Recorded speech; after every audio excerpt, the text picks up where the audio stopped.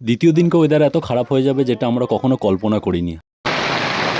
আজকের ভিডিওতে আমি শেয়ার করব আমার কেদারনাথ জার্নির এক্সপিরিয়েন্স পার্ট 2।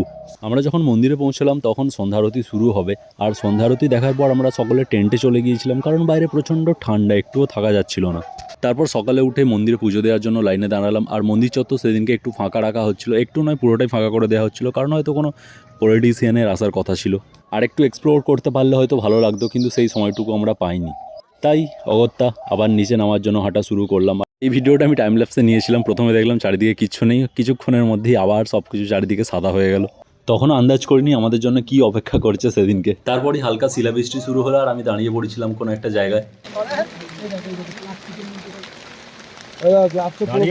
তারপর এলো সেই মুহূর্ত, মুষলধারে শিলাবৃষ্টি শুরু হলো, আর পাহাড়ে এরকম মুষলধারে শিলাবৃষ্টি কীরকম দেখতে হয় সেটা প্রথমবার এক্সপিরিয়েন্স হলো। আর যত ওয়েদার খারাপ হচ্ছে আমার তত মনে পড়ছে 2013 সালে সেই ঘটনাটার কথা, আর ভয় আরও তত বেশি লাগছিল। তাও আমাদের তো নিচে নামতে হবে, তাই শিলাবৃষ্টির মধ্যেই আমরা পা ফেলে ফেলে নিচে নামতে লাগলাম। আর পা ফেলা একদমই অসম্ভব হয়ে যাচ্ছিল, কারণ শিলাবৃষ্টির কারণে পা ফেললেই পা স্লিপ করে যাচ্ছে, তাই অতি সাবধানতা অবলম্বন করে আমাদেরকে নিচে নামতে হচ্ছিল।